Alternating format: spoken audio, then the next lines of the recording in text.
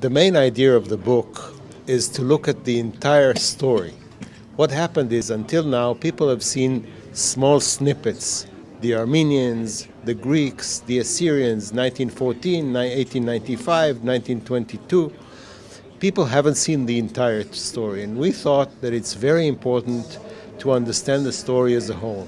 You cannot really understand 1914 without understanding the Ottoman background, and you cannot understand what Ataturk did to the Greek population without understanding the Armenian genocide. So our basic idea, was to tie all these things together and see them as part of the same story, or as a staggered genocide that happened in stages, but these stages are very important and they're connected.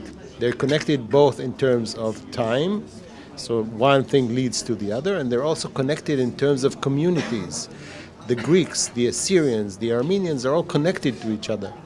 And it's very difficult to understand the story if you don't see it in its entirety. That was the purpose of our book. In short, what we're saying is it's really one story. That's the point. And each part feeds into and leads to the next part. And I think we understood this from the documentation. We'd originally intended to look only at the Armenian genocide of 1915-16.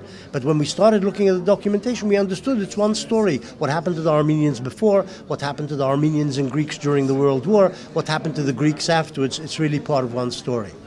You can share your opinions via huge means such as the New York Times.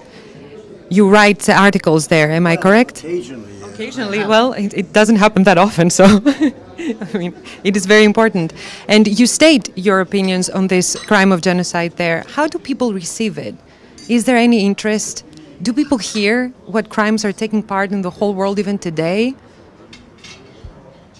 I don't know what they're thinking about today. I mean, in America, there's a lot of public opinion against, for example, Turkey's invasion of northern Syria. This has become a major issue, which is a bit surprising in a sense, because it's not that much killing, not that much invasion, but people were really angry about it.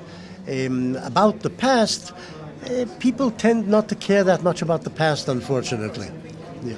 But I have to say that as historians, we don't expect this thing to be an immediate public opinion changer. This is something that stays and has a long-time or long-term effect. So we hope that, maybe not this book per se, but people who read this book may sometimes write more about it, think more about it. So it's a long process. It doesn't happen from one day to the next.